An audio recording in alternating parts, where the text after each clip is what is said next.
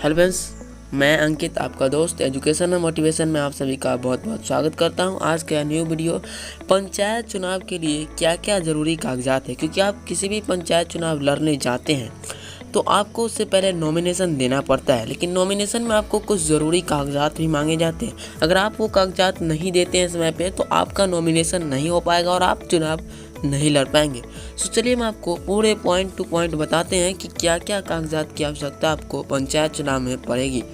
तो चलिए वीडियो को स्टार्ट करते हैं। सबसे पहले आपको हम एक बात समझा दें कि आप किसी भी प्रखंड के एक गांव के रहने वाले, अगर आप चाहते हैं कि हम उसी प्रखंड के दूसरे गांव में चुनाव लड़ना तो आप लड़ सकते हैं, लेकिन दूसरे प्रखंड के किसी गांव में आप चुनाव नहीं लड़ सकते। मतलब आप समझ चुके होंगे, एक प्रखंड में ही आप किसी भी गांव में जाकर के चुनाव लड़ सकते हैं, दूसरे प्रखंड में नहीं। चलिए हम अगले टॉपिक की तरफ चलते हैं। दूसरा नंबर बात यह है कि आपके पास पैन कार्ड होना चाहिए। पैन कार्ड अगर आपके पास नहीं होगा, आपके संपत्ति का मतलब डिटेल्स पैन कार्ड के द्वारा ही दिया जाता है। अगर पैन कार्ड आपके पास नहीं होगा तो आपका नॉमिनेशन नहीं हो सकता है। आधार कार्ड जो कि मोबाइल फ़ोन से वेरीफाइड होना बिल्कुल ही ज़रूरी है। और चौथा नंबर बात कि आपको उस प्रखंड के किसी भी गाँव का वोटर आइडेंटिटी कार्ड बिल्कुल आवश्यक है, होना ही चाहिए। अगले पे चलते हैं। अगला आय प्रमाण पत्र, जो कि 4 पेज वाला होता है। उस पर पूरे आय व्यय का ब्यौरा होना चाहिए। आय प्रमाण पत्र आपके लिए बहुत ज़्यादा इम्पोर्टेंट है। चौथा नंबर, आपके पास निवास प्रमाण पत्र होना चाहिए। आप जिस एरिया से बिलोंग करते हैं वहाँ का निवास प्रमाण पत्र आपके पास तो होना ही चाहिए। 7वां नंबर बात करें तो चरित्र प्रमाण पत्र, ये भी आपके पास होना ही चाहिए।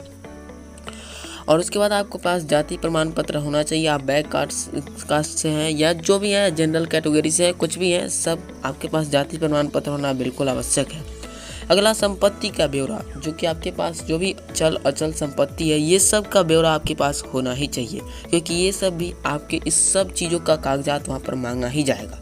और बात करें अगर हम शैक्षणिक योग्यता की, तो शैक्षणिक योग्यता ज़रूरी नहीं है। आप नहीं भी पढ़े हैं तो भी कोई दिक्कत नहीं है। और अगर हम बात करें सरकारी नौकरी, तो सरकारी नौकरी आपको नहीं होना चाहिए। ये नियम इसी बार लगा है, अगर आपको सरकारी जॉब है तो आप चुनाव नहीं लड़ सकते हैं। और अगला है कि कोई जुर्म नहीं किया गया होना चाहिए।